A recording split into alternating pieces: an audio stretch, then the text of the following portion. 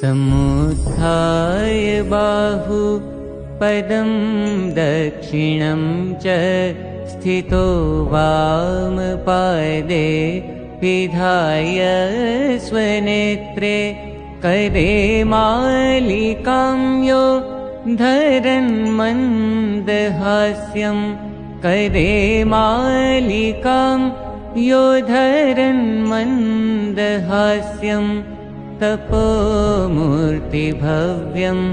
भजे नीलकण्ठं तपोमूर्तिभव्यं भजे नीलकण्ठम्। ॐ मोक्षप्रदाय विद्महे तीर्थकारणाय धीमहि तन्नो नीलकण्ठः प्रचोदयात्।